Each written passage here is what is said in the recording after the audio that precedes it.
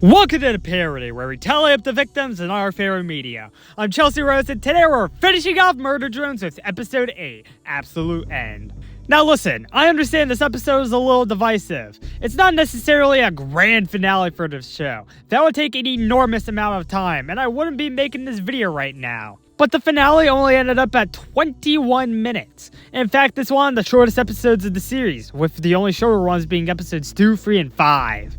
However, it works at a benefit of the episode, with it basically just being the giant fight scene where everyone just somehow ends up in space. While the writing does have two significant faults, the entire grand spectacle of this episode makes up for that. Well, I got nothing else. Uzi and N, you better confirm my counts were correct. The episode begins with the letter H. On Copper 9, it sets the mood of the episode with 33 spiral corpses. That correlates to how many red dots I can count. In the car of some bastard skellies, their dashboard reactivates to become null, signifying that this show's about to be solved. Absolutely. Oh yeah, we also have this guy's hand coming out of the snow. I will also count 2 heads I can see behind these roaches. I can assume these are our bodies we never saw on the show. However, these two are Rebecca, the bifurcated girl from episode 4, and Brayden, serial burn victim who got decapitated in that same episode, so they're not being added either. The teacher, after giving Uzi an A, notices his entire class is floating. He couldn't care less. We're spiraled into the central black hole where the entire eldritch horror is hiding. Seeing all this happen from far away is Uzi, who's still chilling in space. She's quickly spinning farther away from her home before a rock from her mother saves her. Wait, but I counted her in episode 7. Well, I guess that means we can erase yet another kill from the count of him. Huh. Nori and Uzi have some nice things going on, like how Nori tells Uzi how she can basically destroy the Absolute Selfer by using vampire rules on Sin. Sin notices this parental advisory, so she promptly sends a ray of light their way, splitting them up before Uzi could get over to the caves. Uzi is saved by a spaceship/landing pod darting through the cosmos. Turns out, and finally has a license for these things. The first 3 minutes are a fantastic example of visual storytelling. You can still understand exactly what's happening, even when no one says a single line until 2 minutes 48 seconds. Uzi's kind of pissed, but quickly reverts back to hugging mode. But in a friendly way, right? Right? Ant's kind of mad too, but that's for a never later, considering that he's playing We Party now. That minigame ends, and Uzi tells him my old episode 7 thumbnail before the ship runs out of power. But I also guess not chemistry, yay! Saint's here to tell them to stop this madness, and she combats their plans by destroying the spaceship. In a series of fantastic visuals, and an Uzi fly down towards Copper 9 like they're meteors flying down towards Earth. Fuck, this is cool! Look at that behind the scenes info. Kevin Temer, lead glitch animator who I extensively looked at in episode 5, animated the beginning of the fall.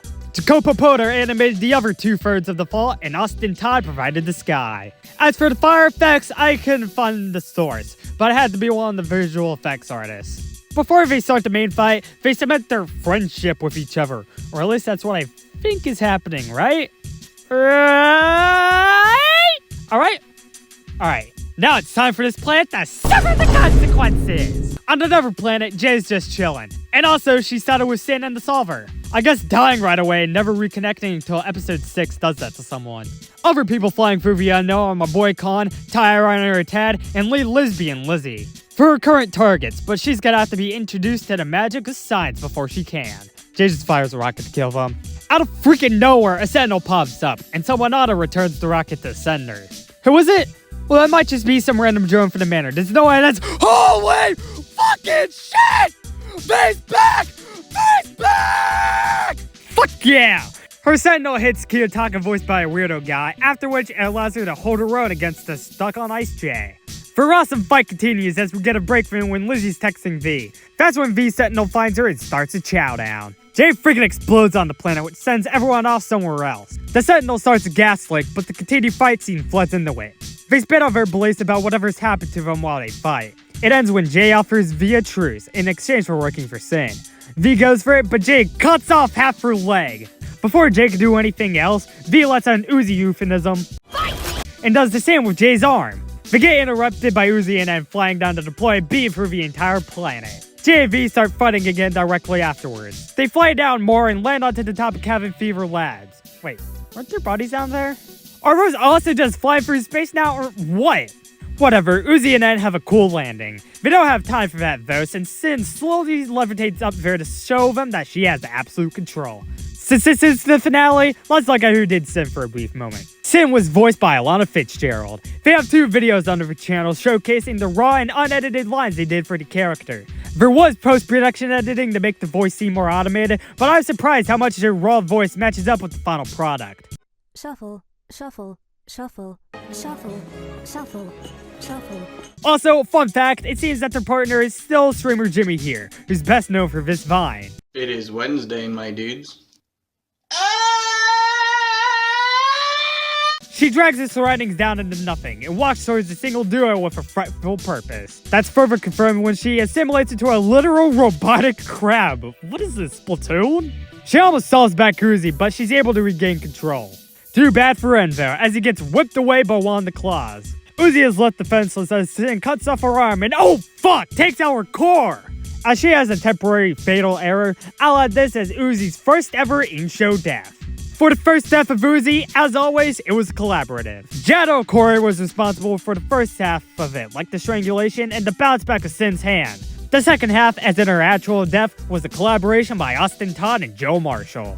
Ed comes back into the battle, and as he does, Uzi scrapes her insides back into her. Wow, this is kinda graphic.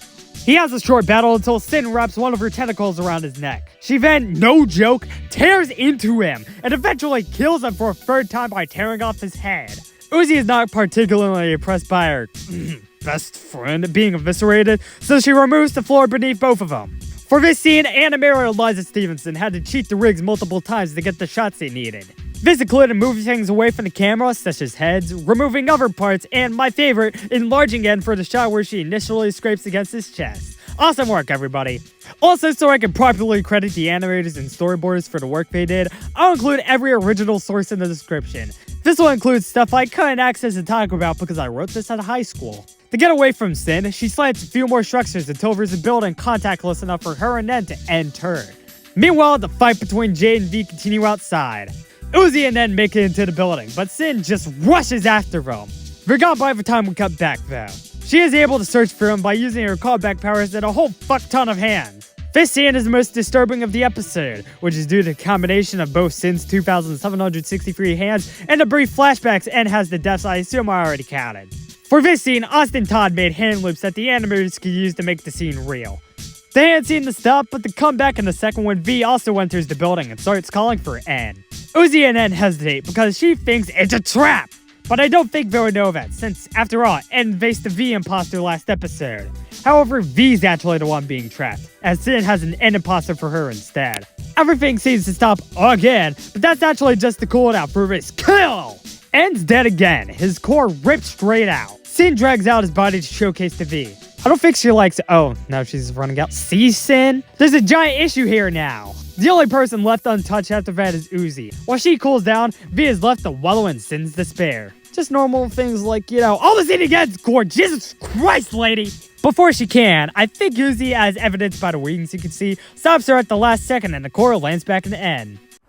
God fucked it. Then it's Deus Ex Machina. The goat is back! Oh, Jesus Christ, that's a weirder voice. Although, I'll be honest, I do like how I can hear a tiny bit of Taka there. He throws his railgun towards her, but you idiot, she's not even out there yet. Oh, now she's extra screwed when Sin drags the building down into the earth. With Uzi seemingly dead, Sin's last target is V now. For real. A target is hit off screen, but it's actually Sin who suffers the hit, as Uzi used, hope I fucking guess, to come back and save them. No one traumatizes these weirdly hot robots but me! Yeah, one question. How did she even regain that hope? When and how will she gain that back? It's only been a minute since we last saw all that happen. I feel as if that's a massive oversight. This Alex self-help moment would have been better if we saw, I don't know, like one scene where we could get a lead-up or an explanation for this. So here's the general idea. Uzi could still just be in the building, and her brother comes back down to give her that, or something. That would have probably filled half a hole, and this part is a slight tick for me and a bigger one for a few others for the episode. But hey, you're about to see what this episode still kind of rips regardless of that flaw. Well, at least Uzi knows V isn't dead now. Yay! Sin is bored, but back off. Uzi's in full control of the solver. She whips out a true statement. I think dumb things are frickin' cool, and I am and in an awesome angle expression, expresses that freedom. And of course, pushing the expressions again was Kevin Tammer. Now since we're addicted with 7 minutes left, we have to have one final fight. The running dormant family trait of Nightcore comes back as the original song Bite Me starts playing on a soundtrack. It was composed by another all-star of the series, AJ Despirito, and sang by Seferania. I hope I pronounced that last name right. The more than 2-minute fight begins when both Uzi and Sin run at each other and throw their no holes towards each other, both swirling and going back at Sin to put more life-threatening holes in the ground. Sin and Jay just stand there until Jay sees a railgun blast fire towards her. Oh, and she just get conked by the railgun, lol. The song really kicks in and Uzi and Sin have a sword versus pickaxe fight! What? You know, this was not on the bingo card for the show last year. Sin whips out her claws again, but it quickly backfires when both sword and pickaxe retaliate. Oh, and Uzi's foot does the same. She ragdolls so far away and throws the sword somewhat accidentally through Jay's head, with Uzi home runs towards Sin. She teleports around her until she lands a picata. And? What? Or no, that's just a hologram. Well, that's it. The titular drones enter the fight and confirm that Uzi did strike Sin. With the three main characters finally together again, they go on a sick full offense. V begins by firing rockets at Sin that she avoids. Then N kicks one back towards her, and when she dodges that, takes off her head, which she swiftly puts back on. As with everything, there was a mass collaboration. But unlike with other scenes, which had up to 3 animators collaborate on the same shot, every animator had something to do here. Firstly, Kevin Tammer animated the part where Uzi becomes a Wii Sports Pro, as well as the Magic Sapini ragdoll. Austin Todd joined in for the pickaxe versus sword duel and the symbolism. He also did the V rocket / N kick / Sin header. He also did the part directly after that when N and V fire everything they had at Sin. It's unreal that this is his first time animating action scenes, and for that he had to cheat both the camera and the rigs. He also provided the foam poses earlier. Acrylic animation animated the first 30 seconds, such as the railgun blasting hit, the double nulls, and the song starting, as well as some of the ending stages. Eliza Stevenson also provided some of the fight beginning, and also when the other drones joined the fight. Jacopo Poto animated a part in the fight where V eye poses stop an attack. There's also another prevention he did, Uzi stopping V from death. He did get to do a part of one death though. The only animator that didn't get a part of the fight was Jado Corey, although that's because he got hired pretty late into production, so most of the fight material is already done. I have no doubt he helped a bit there, but he was the guy who gave us Bald Sin. Overall, masterful work. I love highlighting the process that goes into making these shows possible. Like I said, VNN wastes their entire supply of ammunition. Sin jump scares them with some good boys and impales them through the chest. He seems unfazed by it because Uzi comes in to slice off her head again. Although that gets stopped when Uzi gets held onto by Sin and her claw hand. However, those plans are also prevented when V comes in to goofily stop her. You know, V, you can step on me too. She then slingshots her back to the ice, and they continue fighting in the background while Uzi and N do their secret handshake or whatever. V is almost again killed by Sin before Uzi delivers an uppercut and a kick directly over the N. They do their secret handshake again before Sin gets N and V out of the picture. With that, Uzi and Sin are the ones in the duel. But out of nowhere again, Sin teleports right where Uzi is holding her hand, and it directly goes over to Sin's core. She rips that thing out with the power of the solver, and a melted core makes the world turn black and white, silent and null. What to give James A. Janice extremely low viewership. The most intense part comes when Uzi and Sin are battling for the one thing I guess controls the world. Just so Sin can't destroy her world, she just gulps that shit.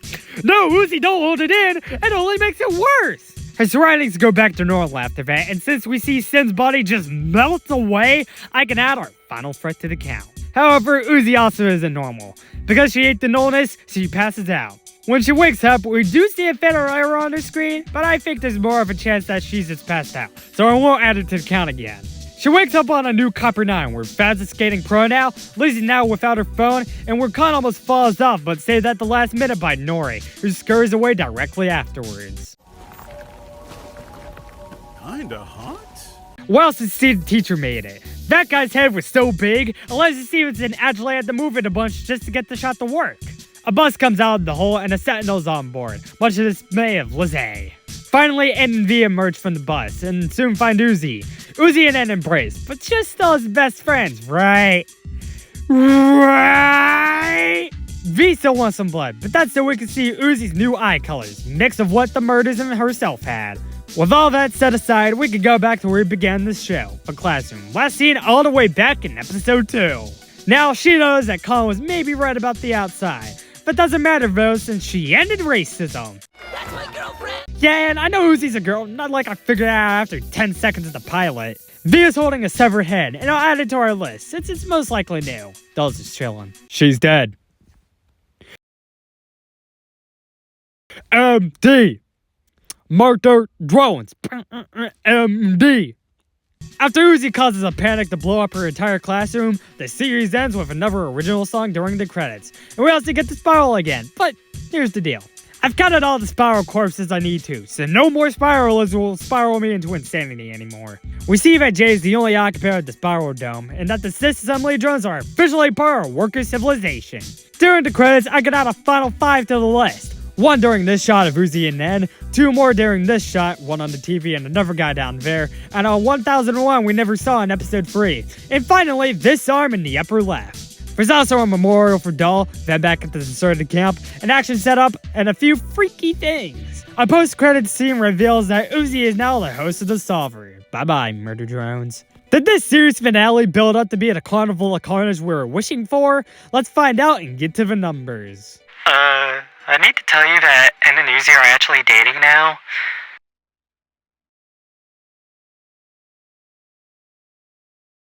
I'm gonna kill myself. I counted 46 kills in the series finale absolute end. The victims consisted of 5 males, 3 females, and 38 unknowns, most of which, as almost always, are spiral drones. That means we close out the series on the usual pie chart we have for the show. With the episode running 21 minutes long, Murder Drones Episode 8 had a kill on average every 27.39 seconds. And since we're at the end of the series, we can just see the total kill count for the entire series at large. So, for the series total, Murder Drones in its entirety had 989 kills. Those kills will have 98 men, 51 women, and 840 unknown kills that litter my screen with corpses. That means this is the average pie chart, and wouldn't you know it, it's just great.